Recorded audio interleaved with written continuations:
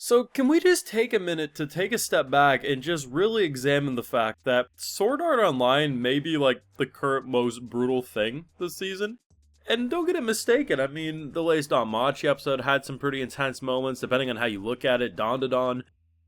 But the thing about SEO, especially with Gungale Online, is they've gotten around a lot of violence details because it's a video game. So when characters get shot or even cut apart, there's kind of like a glitchy effect, right? So it kind of gives the illusion that there's brutality like blood squirting, but really it's just glitchy particles. But especially with episode 4, I don't know what the hell was in the water this week. A little bit in episode 3 too, especially when limbs were being shot off. But with episode 4, I would say at least a third, maybe even half of the shots in terms of people getting eliminated. Okay, sure, people jumping up from behind slitting a throat, a little more detail. But then there was just the number of times people were getting cut into two, clean cuts, heads being ruptured, and just the way they detailed it. The best way I can describe it is most of the time the shots look like this, where there's like a little glitchy particle effects. But most of the time in this latest episode, it was looking like that. And the number of times they almost made it look like we were actually on a battlefield and people were rupturing around us was pretty freaking savage. And for being essentially a sports anime, that's really the best way to put Gungale Online. Especially episodes 3 and 4, they have been very, very enjoyable. Episode 2 really started the trend to make this season very enjoyable, but the whole Clarence fight versus Shirley, which was awesome. And then in this latest episode, we end with the whole traitor reveal, and Pito is very excited to be able to go up against Len.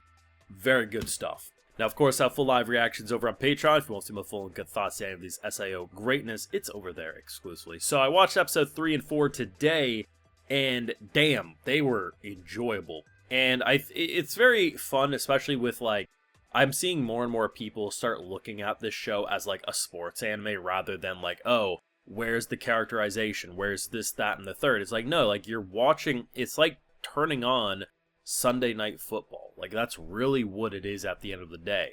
While, yes, there are personal stories, and you have, as an example, at the end of this latest episode, you have the I'm so excited to fight my teammate because that's kind of a rivalry that's been going on for some time. But at the end of the day, it's all about the strategy and the game itself, and the simple idea of what is basically a battle royale situation where the map gets smaller, forces everyone to a singular location, but obviously we see there's a bit of a twist where the remaining squads, one person per squad, is being forced basically on a new team, a new formed team.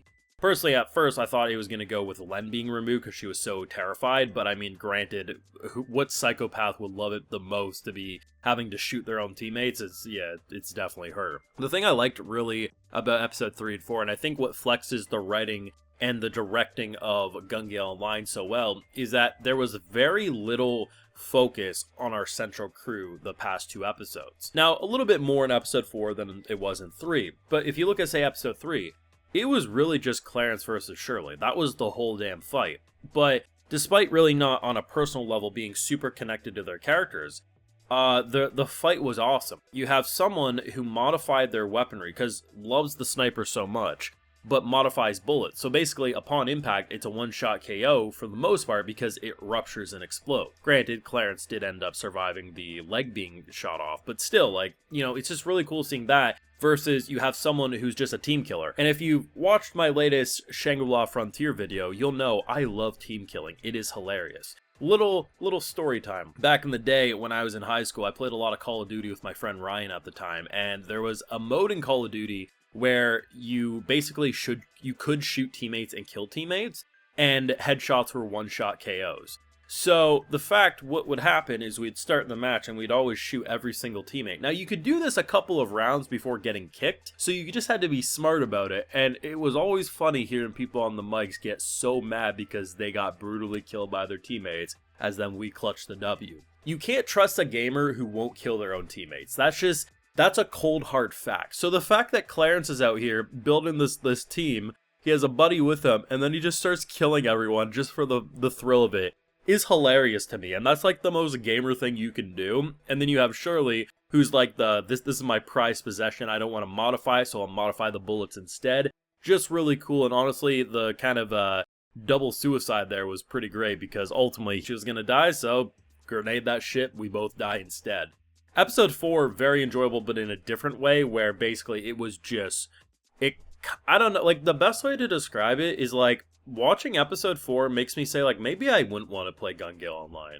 Because the way people are running away in actual pure terror, as people and their friends are being ruptured around them, like, it's not just like, oh yeah, you know, you got some little bullet wounds, like, there was something about episode 4 that made it way more graphic and detailed that just made me say, God damn, what the hell's going on in this episode? And granted, it's been, what, like 5 years since I watched season 1, so I can't remember and say with 100% certainty that season 1 maybe didn't have episodes like that, but hands down, I think anyone who tries saying that episode 4 wasn't way more brutal than the past 3 is kidding themselves. Because it really is the difference between the normal bullet wounds. Because usually when, like, arms and stuff would get cut off, like, yeah, there's, like, that glitchy detail, maybe a little sparkle effect going on. But it almost, this looked way more like blood than any of the other deaths or bullet wounds that I can remember.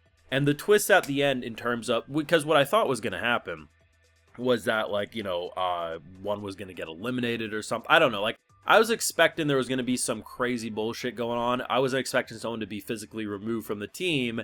And yeah, it was very interesting. Like, maybe they're going to add a timer, like, hey, one of you's poison or one of you's going to self-destruct if you don't get to the key in the center. I don't know, like, that's where my mind's going. I wasn't expecting a makeshift team, and I like the fact that it wasn't random. I mean, Len herself says that it removes that element of randomness, which could easily mess up the balance, because the last thing you want is someone to win a tournament because of randomness. You want to have actual skill, so I appreciate that the game devs were actually being smart about it. But either way, the past 2 episodes of Gale Online, very, very enjoyable. I've said it pretty much every time I've talked about this, both with this new season and in season 1. The superior SAO, if you ask me, just understands how to write the game design, and it doesn't really try to add any gimmicks or bullshit. It's just pure esports anime, and I'm absolutely here for it. Now, of course, those are my feelings. Let me know what you thought, because episodes 3 and 4, even better than episode 2. And if you saw how much I was hyping up episode 2, I mean, the way they detailed the whole, like, lightsaber to penetrate an impenetrable object to then shoot outwards, but they couldn't shoot inwards, so good. And then episode 3, the Clarence versus Shirley stuff, immediately topped it. And honestly, I'd say episode 4, especially with just how fun it was watching all the different squads, which does flex that, hey, you don't need to focus on your main characters to enjoy the show, which is actually really impressive. I think it definitely matched episode 3's quality, and I assume by the end of episode 6, this whole tournament will be done, but either way, I mean, episode 1 of the season, not the craziest thing, but they definitely came out with a bang 2 onwards. But thoughts down below. Be sure to leave a like if you enjoyed, subscribe if you're new around, of course, ring that bell, and like I mentioned, full live reactions over on Patreon, and hey, while you're over there, I'll also give you a video shout out. Alright, so today we got Fletchbringer, So Logiki, Void, and we also have Subject 3, so I appreciate the support, everyone. Please take care, and you all have a good one.